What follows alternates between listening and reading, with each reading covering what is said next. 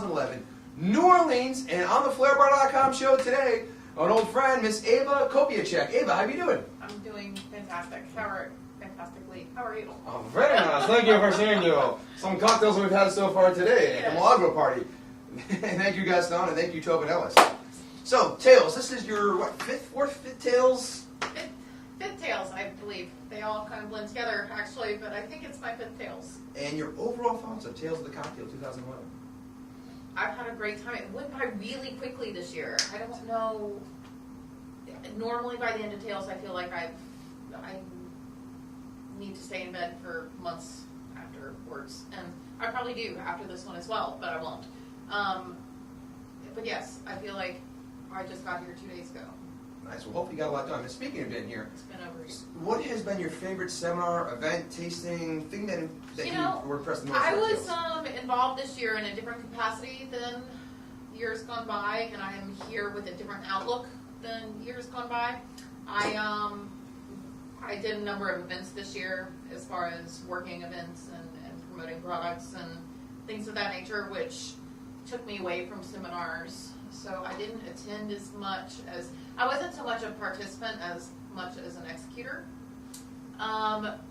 which is a great, for my fifth year to be, it's a great it's a different perspective. Again, like I said, had a wonderful time and I feel like it flew by, so it's a completely different take on it. I worked great at number of tasting rooms that were fantastic. Speaking of which, number of tasting rooms, did you do something maybe perhaps with this product right I here? did. I'm here representing Black Bottle. Black Bottle Scotch is a wonderful, wonderful product. I made a cocktail, won a competition, and that's what brought me here. It is a blended whiskey from Isla. It blends all the major producers out of Isla into this product. It's been on the market a little over 2 years, and it's aged for 5 years. Definitely one of the most mixable Scotch whiskeys I've ever worked with. Nice. So, Looking forward Yes. to making a cocktail later, actually. fantastic. So, you're here, won a mixology competition, came to Tales of the Cocktail thanks to Black Bottle, so you kind of know what you're doing then as a bartender. That's what they tell me. So, I hear you also think you know what you're doing, and apparently you know what you're doing, so you have a consulting company down here? I have a consulting company called Proof Positive. So what I do is I go into restaurants or bars or whoever may need some guidance or new projects, and I go in, I work with the management team, I set up a cocktail program, hire if that's what they're looking for, depending on the venue and what their needs are. Work with them as far as hiring, training, setting up the cocktail program, setting up the wine, beer list, the entire, when I say cocktail program, that's all encompassing, not just... Soup to nuts. Yes. And if someone want to hire you for your expertise, how can they get a hold of you? Probably at the moment, that website is under development, doing some changes to it, so the best way to contact me is through my personal email account, which is Ava, AVA _Kopieczek, KOPIECCK @yahoo.com. I feel like it might be on the screen. It might be, thanks to Josh Gates, our technical advisor here at the FlairBar.com show. Might be showing up here right about 15 more seconds. You have to wait for that. Okay, so not only do you talk the talk, but apparently you walk the walk. You're just in the midst of opening your own bar? I am. Tell us about that. Wow. I have a bar I just opened in Atlanta, Georgia. Our grand opening is on Saturday, so less than a week away. Because I'm very masochistic, I like to not sleep. Never mind. So anyways, the new bar, where's it located? It is on the corner of Claremont and Briarcliff in the North Druid Hills area, right by Emory University. In Atlanta, Georgia? Yes. In the United States. Yes. 30329 area code? No, zip code. Sorry. We've got to edit this really badly. Let's keep going. The name of the place is what? It's called Therapy. Tell us about it. Therapy is a small cocktail lounge that has been a brainchild of mine for years, that I finally met the right people who had the right ambition and same mindset that I did to go into this project together. And yes, so grand opening next Saturday, cocktail bar in Atlanta. Atlanta has a wonderful, wonderful cocktail scene that is maybe less known than other major cities in the U.S. I mean, everybody knows New York, San Francisco, Boston, now Portland and Seattle, and to a certain degree Miami. I think Atlanta needs to be involved in that. Sorry, I felt like a personal dig. Go ahead. No. Miami. No, Miami is up there in the cocktail world. It is, but I feel like a lot of them are transplants from other places. Okay. Anyway, I think Atlanta is considered the capital of the Southeast, or the capital of the South, actually, and it's a city that people don't necessarily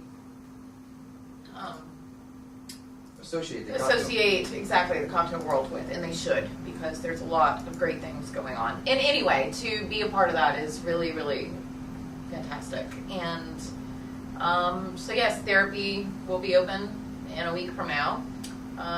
Doing craft cocktails. We're small little space, so definitely featuring boutique products and an ever evolving, ever changing menu in both cocktails, wine, and beer. I'm excited to come down and have some Southern hospitality at therapy. God, know we all need some, right?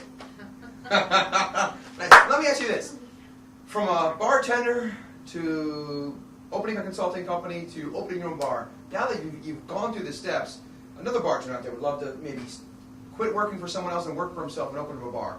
Any advice you give those bartenders out there? I would say you really need to examine what it is that you're wanting to do. And I know that's a very vague statement, but in the fact that I've learned so much as far as going into the whole process of opening the bar, and the things you deal with between the government and legal issues and staffing, and if you're working with partners or investors, just there's so much outside the realm of just bartending that you really have to be ready and capable of dealing with those issues. What's your biggest obstacle? Well, we're not open yet, so I'm sure there will be more to come. Biggest obstacle for me was liquor licensing. Nice. What do you know now that you wish you knew ahead of time? I'm sure every state, every county, every place is different. Our biggest obstacle was finding out what the law is and getting people to interpret it and define it for you. Because what you hear from one person and what you hear from another person and what you hear from one sector of the government, for example, the health department and what their definition of the law is, and what you hear from the liquor licensing department and what their law is, it's such gray area, and it's all open to interpretation, and you have to work around things to make sure that you fit into what those people think you have to mold yourself to fit into the parameters. And I know that's very vague, and without going into hours of long conversation about how difficult that was and what those exact implications mean, a lot is open for interpretation, and you have to learn to work that out and figure that out on your own, because nobody's going to be able to tell you. That's a little scary, but true, good advice. Yeah. And let me ask you this: Mixology Matters 2011 coming up, and you taught a great seminar last year, classic cocktails. This year, we were talking. You got some good ideas. What are you excited about Mixology Matters this year? Last year was my first year, and what I love about Mixology Matters is it takes people who are not necessarily mixologists, but are fascinated about the concept of mixology. But bartenders go, in my opinion, one of two ways. Professional bartenders, people who are not just working themselves through college. They become flair bartenders, or they become mixologists. I use that term lightly, but anyway, the thing is, when you go to the flair side of it, which think is amazing. I can't flare to save my life, and I'm on the flairbar.com, so I do realize this. I admire it so much, and it's a skill set that I do not have, and I'll be the first person to admit it. But on the flip side, a lot of people call themselves mixologists without necessarily the skill set either. I don't call myself that either, just so you know. What I love about Mixology Matters, it brings people from all walks of life of the two different sides and brings them together, and it teaches you what you don't know.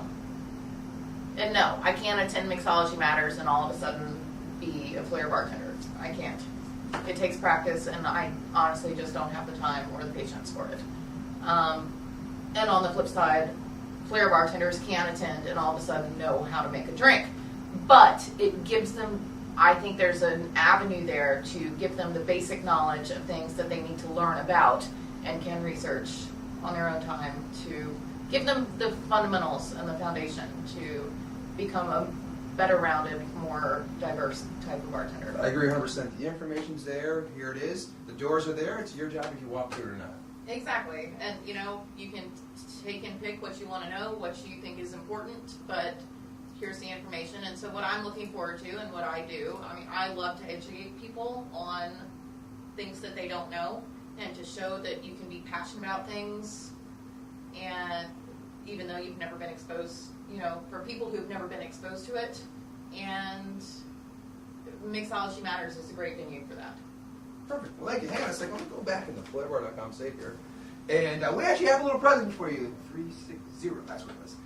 And as a thank you for everything you did last year, we actually have, from our good friends at barproducts.com, a V-Rod opener. The cool thing about this, I don't know if you've seen this yet before, not only can you open up beer bottles with this side, the great guys at Bar Products came up with this little side, the V-Rod part. How many times, being a female, have you been that girl, oh my god, I can't get the force valve open? Not as many as most others. And probably not that whiny-ass voice either. But the good thing about this, you pop it in here, and it locks down here and pops the pour spot right out.